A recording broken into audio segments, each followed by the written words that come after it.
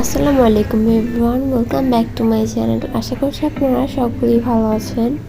তো গাইস, আবারও হাজির হলাম আরও একটি চকলেট কেকের রেসিপি নিয়ে। এই কেকটা দেখতে যেরকম সুন্দর, খেতেও কিন্তু অসাধারণ মজাদার হয়ে থাকে। তো গাইস, চলুন রেসিপিটি শুরু করা যাক। রেসিপিটি ভালো লাগলে লাইক, কমেন্ট, শেয়ার করতে ভুলবেন না। তো কেকটা বানানোর জন্য ফার্স্টেই আমি শুকনো উপকরণগুলোকে চেলে নিব। যার জন্য এখানে আমি 1/3 কাপ নিলাম ময়দা, 1 টেবিল চামচ নিব কর্নফ্লাওয়ার, হাফ টিস্পুন নিব বেকিং পাউডার, 1 টেবিল চামচ নিব কোকো পাউডার। আমি এখানে মালয়েশিয়ান ব্র্যান্ডেরটা নিয়েছি। তো তারপর এখানে 1 টেবিল চামচ দিব গুঁড়া দুধ। এখন সবগুলো উপকরণকে ভালোভাবে চেলে নিব।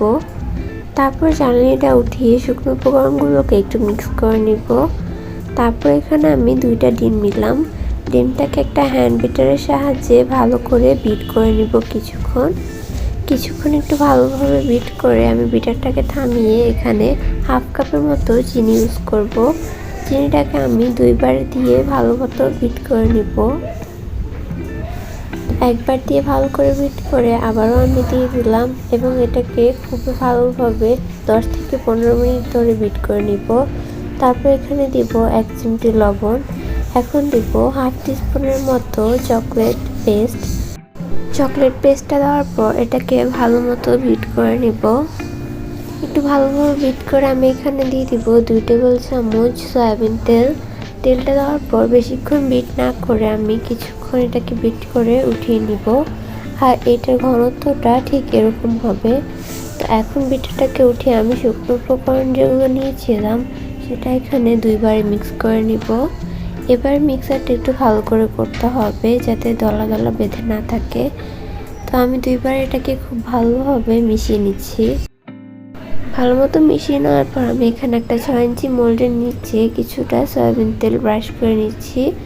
তেলটা ব্রাশ করার পর নিচে আমি ফয়েল পেপার বিছিয়ে নিচ্ছি এবং একটু উপর থেকে ব্যাটারটাকে এটার মধ্যে ঢেলে দিব।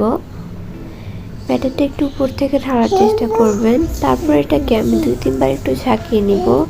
এখন একটা ননস্টিকের হাঁড়িকে আমি 10 মিনিট ধরে গরম করে রেখেছিলাম। নিচে একটা স্ট্যান্ড বসানো ছিল।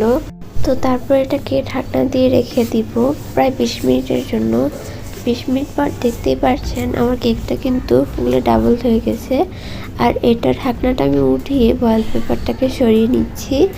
দেখতে পাচ্ছেন কেকটা কিন্তু অনেক সফট হয়েছে। এখন এটা ডেকোরেশন করার জন্য কেকটাকে আমি 3 ভাগে ভাগ করে নিয়েছি। এখন নিচে একটা বোর্ড বসিয়ে এর উপরে একটা পার্ট দিয়ে এর উপর আমি চিনি সিরাপ দিয়ে দিলাম। আর এর উপরে আমি কিছুটা ক্রিম দিয়ে দিলাম। এই ক্রিমের রেসিপি আমার চ্যানেলে দেওয়া আছে, আপনারা চাইলে দেখে নিতে পারেন।